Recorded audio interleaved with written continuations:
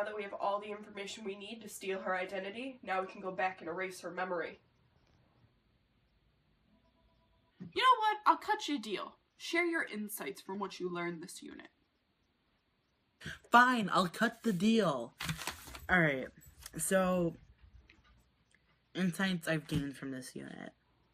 I realized that people are more complex than we categorize them to be, and that we need to stop doing that. That no one can just fit in one category, and that everything's not so black and white. Mostly it's gray. And so because of that, we have to become more accepting and more open-minded to different aspects of life than our own. And we have to also not only be more conscious of other people around us, but to be equally conscious of ourselves. How do the extensions of yourself that exist externally affect how others perceive you? What is... Okay. You must really know, even though it seems like you can just look it up with all the technology nowadays.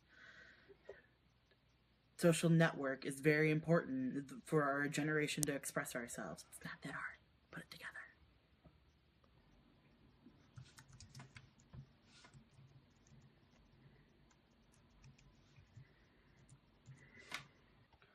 Which aspects of a person are most important to their identity?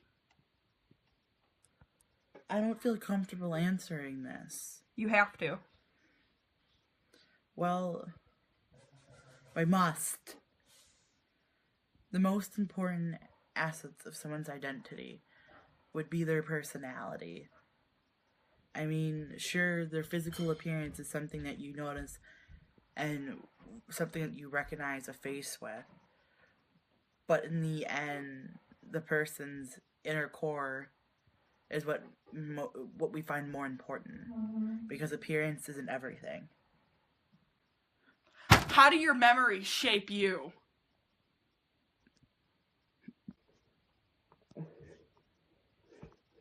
I guess the way memories shape me would be how I reminisce with people and how I remember people and the experiences I've had, and I would not want them erased no matter what, good or bad.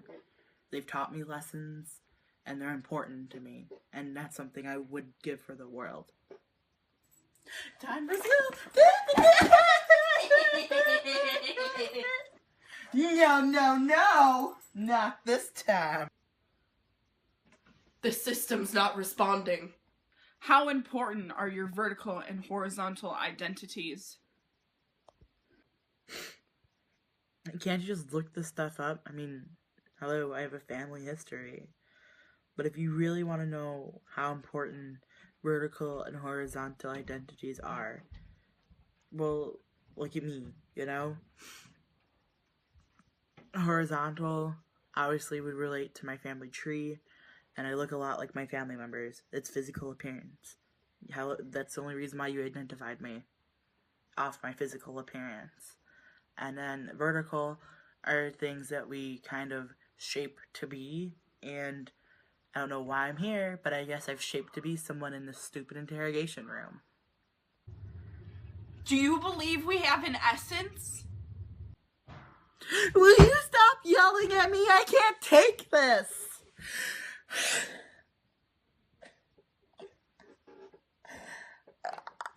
I believe we don't have an essence.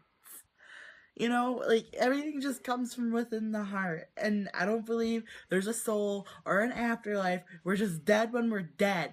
And there's just certain vibes that you get in your heart, and something that you feel with your body doesn't mean you have to have a spirit. You are who you are in this moment, and that's it. How do you define yourself? I've been here forever. I don't know.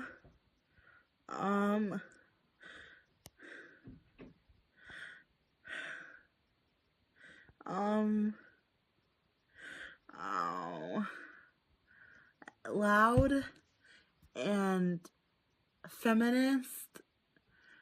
I guess an activist. Sarcastic. Funny. I don't know. This is so hard. I can't recall.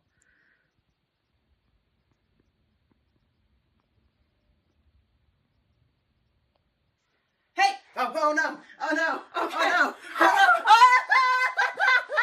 You're under arrest for stealing shopping carts! No!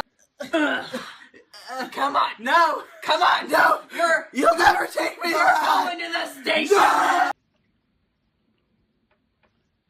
Her memories are erased, but her soul is kinda missing.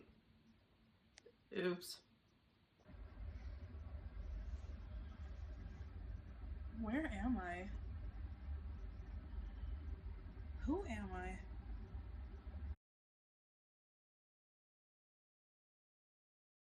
Loud, crazy, caring. My fondest memory with Sarah is finding out that she got into Eagle Singers, because now that means that we have 3 classes in a row together. I've known Sarah for 12 years. There's not a single word to capture Sarah other than her name. Spelled without an H, of course. I met Sarah back in kindergarten when she was reading to me. Even though she didn't know how to. She kind of just made up the words. My fondest memory of Sarah is her and I playing mermaid in the pool when we were like 8. When it comes down to it, Sarah's my best friend, and I know no matter what road life takes us on, that she's my best friend forever and ever. I was just a boy, look out at 15 or so.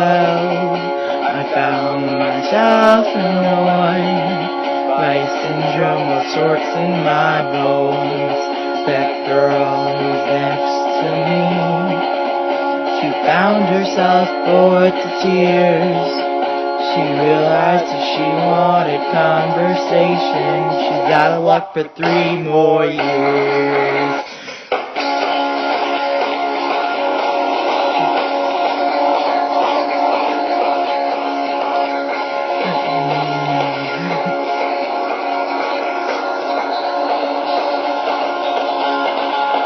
I moved away from home 100 miles or so.